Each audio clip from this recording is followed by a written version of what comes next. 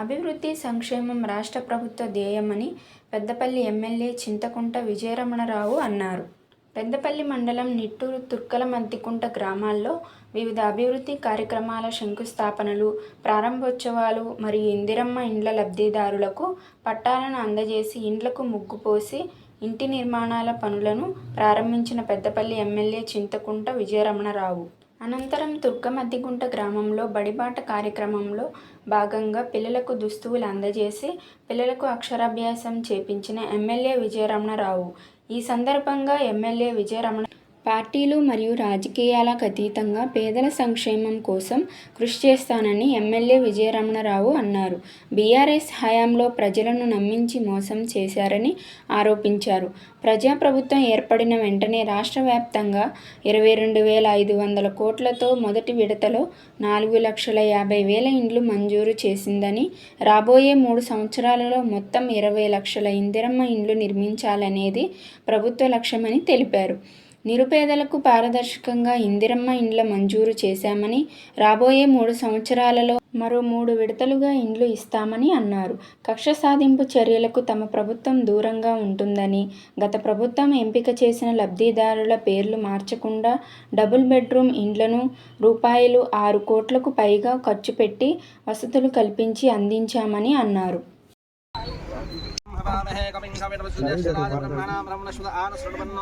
దివేశసాదనం శ్రీ మహాగణాపతిపతాభ్యో నమః గంధద్వారాంధ్రా దర్శామృతపుష్టాం గణేశనిమేశ్వరేకం సర్వభూతానాహం ద్వామిహోపహ్మయ్య శ్రియో నమో ప్రాతపదే నమో గణపతే నమ ప్రమదపదే నమస్తే స్థలంబోధరాయ ఏకదంతాయ విఘ్నవినాశినే శివసుతాయ శ్రీవర్ధమూర్తయే నమో నమః దేవతాభ్యో నమః. ఎట్లా గారు మీరు ఇట్లా అడ్డం వస్తే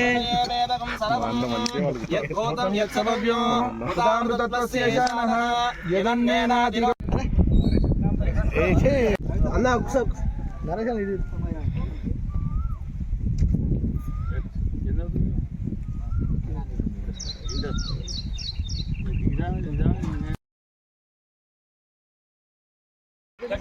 స్టార్ట్ చేసినాం.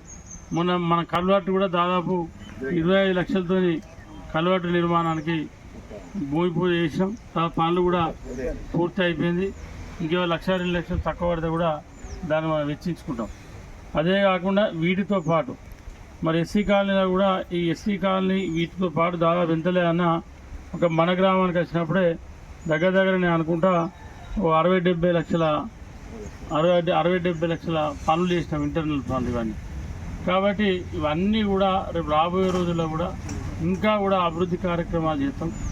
మనం ఏది ఉన్నా కూడా ప్రజలకు అవసరాలను బట్టి, ప్రజల ఆలోచన విధానాన్ని బట్టి, ప్రజలు ఏం కోరుకుంటారో దాన్ని తూచ తప్పకుండా ప్రజల అవసరం నిమిత్తం, ప్రజల ఆలోచన మేరకు, ఏదైతే ప్రజలు ఆలోచిస్తూ ఉన్నారో దాన్నే చేయడానికి ప్రయత్నం చేస్తాం తప్ప చెర్ల మట్టి అమ్ముకున్నాడో, మానేర్ల ఇసుక దొంగతనంగా తీసుకొచ్చి డంప్ చేసి లారీలలో అమ్ముకున్నాడో, లేకపోతే వడ్ల కటింగ్ పెట్టి మా మిల్లుల దగ్గర దోసుకున్నాడో అటువంటి కార్యక్రమాలు ఎక్కడ ఉన్నాయి. ఇవన్నీ కూడా పారదర్శకంగా నడుస్తాయి. పారదర్శకంగా చేసేటువంటి ప్రయత్నం చేస్తామని చెప్పి ఈ సందర్భంగా తెలియజేసుకుంటూ, ఇంకా కూడా ఇందిరమ్మ ఇళ్ళు వస్తాయి మన గ్రామానికి. ఎన్ని అవసరం ఉంటే అన్ని ఇళ్ళు ఇస్తాం. ఇక్కడ మీరు ఎవ్వరు కూడా ఇల్లు రానోళ్ళు ఎవరన్నా ఉన్నా కూడా మీరు ఎవ్వరు కూడా అయ్యో నాకు ఇల్లు రాలేదు కదా, వస్తుందో రాదో అని చెప్పి మీరు ఎవ్వరు కూడా అధైర్యపడవలసినటువంటి అవసరం లేదు. మీకు అటువంటి ఆలోచనే అవసరం లేదు.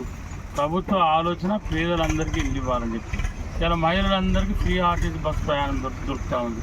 మీరంతా ఇవాళ పెద్దపల్లి పోవాలన్నా, గోదావరిఖని పోవాలన్నా, కరీంనగర్ పోవాలన్నా, హైదరాబాద్ పోవాలన్నా ఇలా మా మహిళా తల్లులందరూ కూడా బస్సు ఎక్కి ఈడెక్కి అక్కడ ఫ్రీగా దిగుతూ ఉన్నారు. కాబట్టి ఇన్ని మంచి కార్యక్రమాలు జరుగుతాయి. సన్న బియ్యం అయితే అది ఒక చరిత్ర. ఇలా 3 నెలలు ఒకటేసారి ప్రభుత్వం ఇస్తూ ఉంది. మరి మన దగ్గర ఇచ్చు ఇంకా కంప్లీట్ అయిందో ఇంకా కాలే. రాబోయే వారం పోతే 3 నెలలు ఒకటేసారి అనుకో ప్రాసెస్ లేట్ అవుతుంది కాబట్టి తంబేసుడు, జోకుడు ఇచ్చు అంత ఉంటాయి కదా. కాబట్టి 3 నెలల సన్న బియ్యాన్ని కూడా ఒకటేసారి మరి మన ప్రభుత్వం ఇస్తూ ఉంది. సన్న బియ్యం నాకు తెలిసి దేశంలో ఏ రాష్ట్రంలో కూడా సన్న బియ్యం ఇస్తలేదు. మన ప్రభుత్వం, మన ముఖ్యమంత్రి రేవంత్ రెడ్డి గారు ఆలోచన మేరకు ఇవాళ మన రాష్ట్రంలో సన్న బియ్యం ఇస్తూ ఉంది ప్రభుత్వం. ఇలా సన్న బియ్యం రావడంతో పేదలందరూ కూడా బ్రహ్మాండంగా 3 పూటలు తింటూ ఉన్నారు. అదే కాకుండా వడ్లకు కూడా ఇలా 31 కోట్ల బోనస్. అంటే నేను ఈసారి తక్కువ బోనస్ అనుకున్నాను. తీర లెక్క చూస్తే జిల్లా మొత్తం 39 కోట్ల బోనస్ వస్తుంది పెద్దపల్లి జిల్లా. ఒక మన కాన్సెన్సే 31 కోట్లు చిల్లర ఒక పెద్దపల్లికి. ఎందుకంటే ఇలా ఇంకా మనకు లెక్క దొరకని వ్యవసాయ అధికారి గారి దగ్గర ఇంకా పూర్తి లెక్క ఉందో లేదో తెలియదు. కానీ మనం ఏదైతే మన ఓపీ వార్డులు కానీ తర్వాత ఓపీ వార్డులు అంటే కూడా బోనస్ వచ్చినట్టే కదా. ప్రభుత్వం బోనస్ చేయకుంటే వాళ్ళు ఎందుకు ఓపీ వార్డులు ఇస్తారు? మీ దగ్గర కూడా పెట్టి ఉంటారు కొంత నీటూరులో. తర్వాత మేల్ ఫీమేల్ కూడా 10-11 రకాలు పెడితే వాళ్ళకి కూడా దగ్గర ప్రతి క్వింటాల్కు 2 నుంచి 4 వేలు ఇచ్చారు. రేటు 5 వేలు ప్రతి క్వింటాల్కు. వారు బాగా కాగితం రాసిచ్చాడు. పంట 80,000 రాకపోతే 80,000 పంట రాకపోతే మీకు నేను అంతమంది డబ్బులు ఇస్తాను అని చెప్పి హార్వెస్టర్ కటింగ్ కూడా వాళ్ళే చేసి సార్ వాళ్ళే ఖర్చు పెట్టి రైతులకు.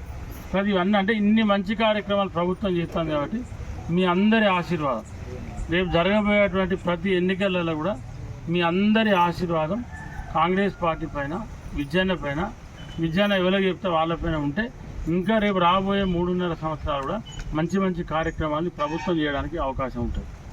కాబట్టి దాన్ని దృష్టిలో పెట్టుకొని అందరం కూడా ముందుకు వెళ్ళాలని చెప్పి కోరుకుంటూ